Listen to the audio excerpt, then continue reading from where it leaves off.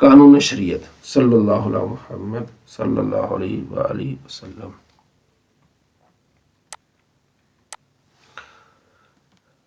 جماعت قائم کرنے کا طریقہ۔ جماعت اس طرح قائم کی جائے کہ نماز کا جب مستحب وقت شروع ہو جائے تو اذان کہی جائے، اس کے بعد سب لوگ باوضو مسجد میں یا جہاں جماعت کرنی ہو جمع ہوں، اور سنت گھر سے پڑھ کر نہ آئے ہوں تو اس سے فارغ ہو کر صف بصف بیٹھ جائیں۔ بہتر یہ کہ گھر سے پڑھ کے اس کا ثواب زیادہ ہے۔ سارے لوگ صف بصف بیٹھ جائیں اور امام اپنی جگہ پر بیٹھ جائے۔ اب مؤذن تکبیر کہے، جب حی الفلاح پر پہنچے تب امام اور مقتدی سب کھڑے ہو جائیں حی الفلاح پر، اور امام نماز اور امامت کی نیت کرے۔ قد قامت الصلاۃ سے ذرا پہلے اللہ اکبر کہہ کر ہاتھ باندھ لے اور پڑھنا شروع کر دے، اور مقتدی بھی اس طرح اس نماز اور اقتداء کی نیت کر کے اللہ اکبر کہہ کر ہاتھ باندھ لیں اور ثنا پڑھ کر خاموش کھڑے رہیں۔ جب امام رکوع میں جائے تو مقتدی بھی رکوع کریں اور امام کے ساتھ ساتھ پوری نماز ختم کرے۔ الحمد اور سورت کے سوا سب کچھ جو نمازوں میں پڑھا جاتا ہے پڑھیں گے مقتدی، الحمد اور سورت نہیں پڑھیں گے، کیونکہ امام کی قرات مقتدی کی قرات ہے۔ اگر کوئی شخص امام کے شروع کر دینے یا کچھ رکعتوں کے پڑھ لینے کے بعد آیا تو وہ بھی اس نماز اور اس امام کے پیچھے پڑھنے کی نیت سے شریک ہو جائے۔ اخیر میں جب امام سلام پھیرے سب سلام پھیریں، لیکن جس کی نماز کچھ چھوٹ گئی ہو وہ سلام نہ پھیرے بلکہ کھڑا ہو جائے اور اپنی چھوٹی ہوئی رکعتوں کو پورا کر کے سلام پھیرے۔ سلام کے بعد امام اپنے داہنے یا بائیں یا مقتدیوں کی طرف گھوم جائے اور دونوں ہاتھ سینے کے سامنے پھیلا کر دعا مانگے، اور مقتدی بھی دعا مانگے۔ دعا کے بعد اپنی اپنی جگہ سے ہٹ کر سنت نماز سے پڑھیں۔ مسئلہ: امام تکبیر تحریمہ قد قامت الصلاۃ سے ذرا پہلے کہے اور مقتدی امام کی تکبیر کہنے کے بعد تکبیر کہیں۔ یہ مسئلہ ہے، لیکن یہ بھی ہے کہ امام توجہ کرے، پوری تکبیر سنے اور ان پر غور کرتے ان کی صفیں سیدھی کرائے۔ یہ بھی ہے، نبی علیہ السلام یہ فرمایا کرتے تھے کہ صفیں سیدھی کرو۔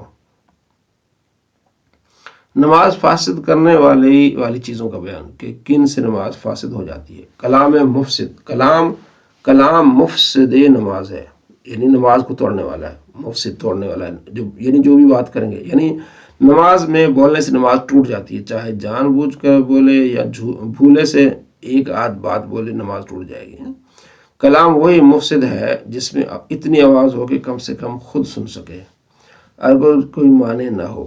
کسی کو بھولے سے بھی سلام کیا تو نماز جاتی رہے، خالی السلام ہی کہا ہو، علیکم نہ کہا ہو، نماز جاتی رہے گی۔ زبان سے سلام کا جواب دیا تو نماز جاتی رہی، اور ہاتھ سے یا سر کے اشارے سے دیا تو مکروہ ہوئی۔ نماز میں چھینک آئی تو الحمدللہ نہ کہے، اگر کہا تو نماز نہ ہوگی۔ خوشی کی خبر کے جواب میں الحمدللہ کہا یا بری خبر پر انا للہ و انا الیہ راجعون پڑھا، یا تعجب کی خبر سن کر سبحان اللہ کہا یا اللہ اکبر کہا تو نماز جاتی رہی۔ ہاں، اگر خبر کے جواب کا ارادہ نہ کیا تو نہ گئی، ویسے ہی کہہ دیا زبان، یعنی اچانک منہ سے نکل گیا۔ کھنکھارنے میں جب دو حرف نکلیں جیسے اخ یا تو یہ مفسد نماز ہے، جبکہ نہ عذر ہو نہ صحیح غرض ہو۔ اگر عذر سے ہو جیسے طبیعت نے مجبور کیا، یا صحیح غرض ہو کے لیے جیسے قرات میں آواز صاف کرنے کے لیے کیا، یا امام کو غلطی پر اطلاع دینے کے لیے کیا، یا دوسرے کو اپنی نماز میں ہونے کی اطلاع دینے کے لیے کیا، تو اس میں نماز نہیں ٹوٹے گی۔ مطلب گزر رہا تھا کوئی تو کھنکھارا کیا تاکہ گزرنے والے کو علم ہو جائے کہ یہاں گزرنا نہیں ہے، ٹھیک ہے، میں نماز میں ہوں، تو ایسی صورت میں نماز نہیں ٹوٹے گی۔ مقتدی نے اپنے امام کے سوا کسی اور کو لقمہ دیا، نماز جاتی رہی۔ مقتدی نے اپنے امام کے سوا کسی اور کو لقمہ دیا، امام نے اپنے مقتدی کے سوا کسی اور کا لقمہ لیا تو پھر نماز جاتی رہے گی۔ باہر سے کسی کا لقمہ، یعنی ایک مقتدی ہے وہ لقمہ دیتا، ایک ابھی نماز پڑھ رہے تھے، پیچھے ایک بندہ وضو کر رہا تھا، اس نے لقمہ دے دیا امام کو، تو امام نے اس کا لے لیا تو نماز جاتی رہے گی۔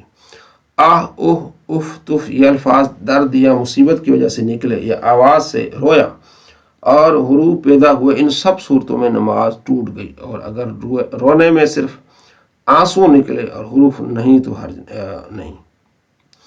مریض کی زبان سے بے اختیار آہ او نکلی تو نماز فاسد نہ ہوئی۔ یوں ہی چھینک، کھانسی، جمائی، ڈکار میں جتنے حروف مجبوراً بے اختیار نکلے وہ معاف ہے۔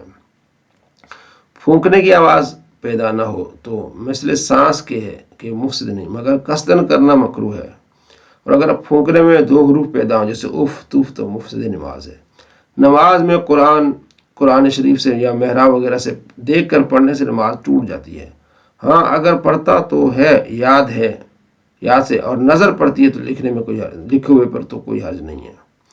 عمل کثیر کہ نہ اعمال نماز سے ہو نہ نماز کی اصلاح کے لیے کیا گیا ہو، مفسد نماز ہے۔ عمل قلیل مفسد نماز، جس کام کرنے والے کو دور سے دیکھ کر اس کے نماز میں نہ ہونے کا شک نہ رہے، ٹھیک ہے، بلکہ گمان غالب ہو کہ نماز میں نہیں تو وہ عمل کثیر ہے، اور اگر دور سے دیکھنے والے کو شبہ و شک ہو کہ نماز میں ہے یا نہیں تو یہ عمل قلیل ہے، عمل قلیل اور عمل کثیر۔ کرتا یا پاجامہ یا تہمد باندھا تو نماز جاتی رہی۔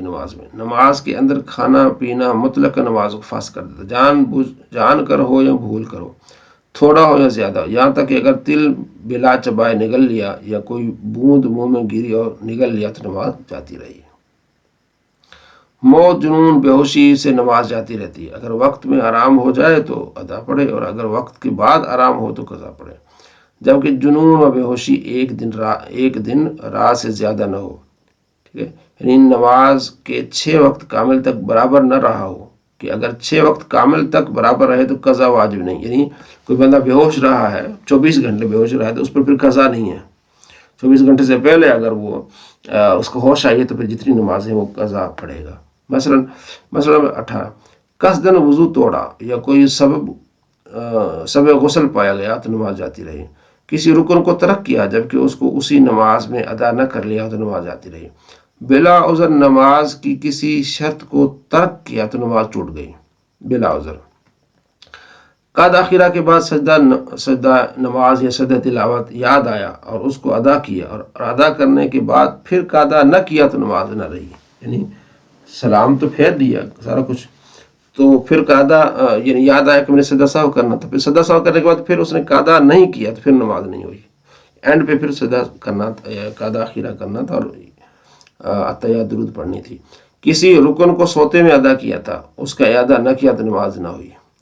نماز میں سانپ بچھو مارنے کی صورت، سانپ بچھو مارنے سے نماز نہیں ٹوٹتی جبکہ نہ 3 قدم چلنا پڑے نہ 3 ضرب کی ضرورت ہو، یعنی 1 قدم چلے یا 1 ضرب مارے، 2 قدم 2 ضربے مارے تو نماز نہیں ٹوٹتی، اگر مارنے میں 3 قدم یا زیادہ چلنا پڑا یا 3 ضرب زیادہ لگانا تو پھر نماز ٹوٹ جائے گی۔